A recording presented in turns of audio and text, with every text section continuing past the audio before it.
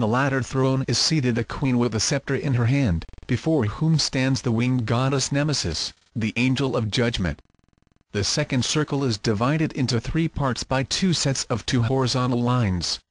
The upper and light section is called the supreme region and is the abode of the gods, the good spirits, and the heroes. The lower and dark section is the abode of lust, sin, and ignorance.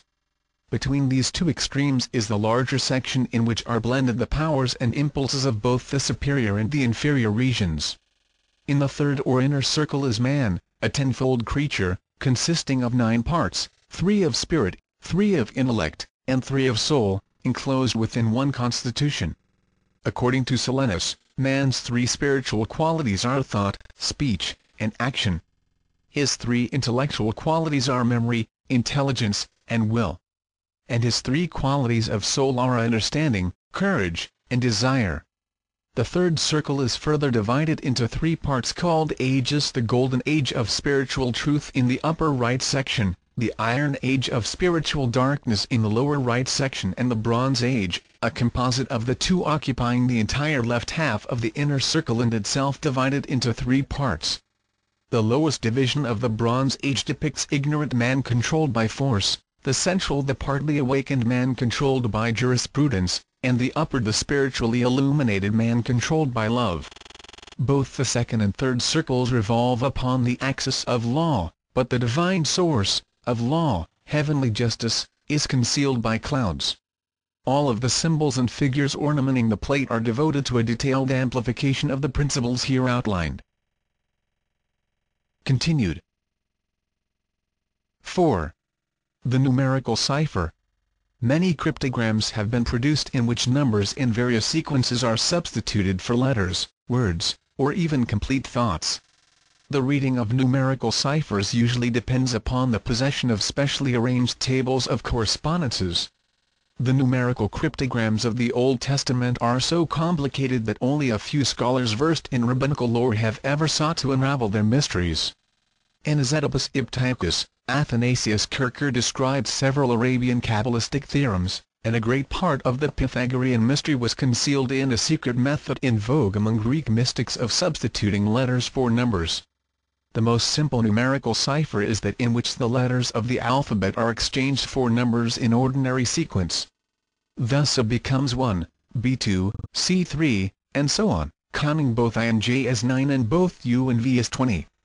The word yes by this system would be written May 23, 18. The cipher can be made more difficult by reversing the alphabet so that Z becomes 1, Y2, X3, and so on. By inserting a non-significant, or uncounted, number after each of the significant numbers, the cipher is still more effectively concealed, thus 23 minus 16 minus 5 minus 9 minus 18. The word yes is found by eliminating the second and fourth numbers. By adding 23, 5, and 18 together, the sum 46 results. Therefore 46 is the numerical equivalent of the word yes. According to the simple numerical cipher, the sum 138 is equal to the words. Note carefully. Therefore in a book using this method, line 138, page 138, or paragraph 138 may contain the concealed message. In addition to the simple numerical cipher, there are scores of others so complicated that no one without the key can hope to solve them. Authors sometimes base their cryptograms upon the numerical value of their own names. For example, Sir Francis Bacon repeatedly used the cryptic number 33, the numerical equivalent of his name. Numerical ciphers often involve the pagination of a book.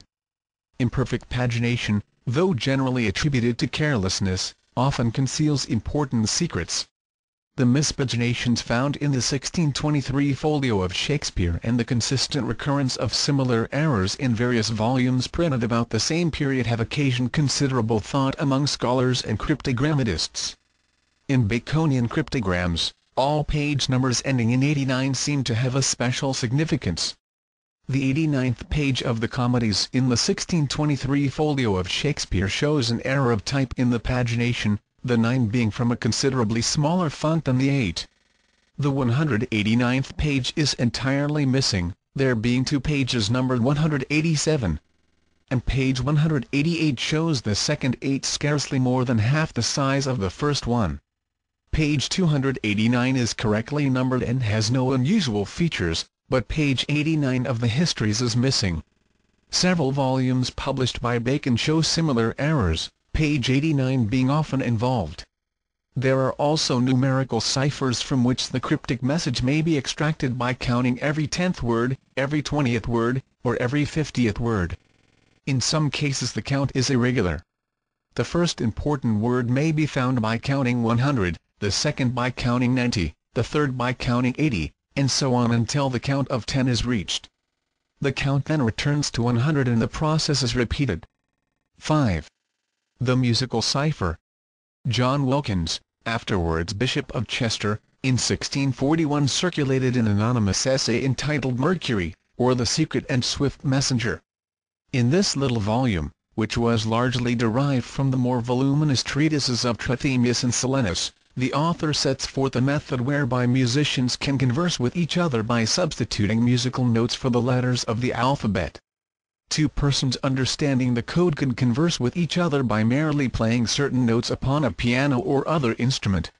Musical cryptograms can be involved to an inconceivable point. By certain systems it is possible to take an already existing musical theme and conceal in it a cryptogram without actually changing the composition in any way. Dependence upon the notes may conceal the cipher, or the actual sounds of the notes may be exchanged for syllables of similar sound. This latter method is effective but its scope is somewhat limited. Several musical compositions by Sir Francis Bacon are still in existence. An examination of them might reveal musical cryptograms, for it is quite certain that Lord Bacon was well acquainted with the manner of their construction. 6. The arbitrary cipher. The system of exchanging letters of the alphabet for hieroglyphic figures is too easily decoded to be popular. Albert Pike describes an arbitrary cipher based upon the various parts of the Knights Templar's cross, each angle representing a letter. The many curious alphabets that have been devised are rendered worthless, however, by the table of recurrence.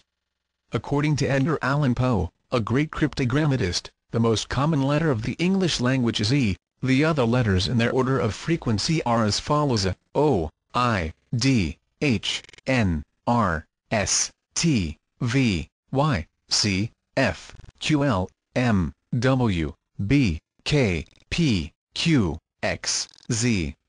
Other authorities declare the table of frequency to be T, A, O, N, I, R, S, H, D, L, C, W, U, M, F, Y, G, P, B, V, K, X, Q, J, Z. By merely counting the number of times each character appears in the message, the law of recurrence discloses the English letter for which the arbitrary character stands.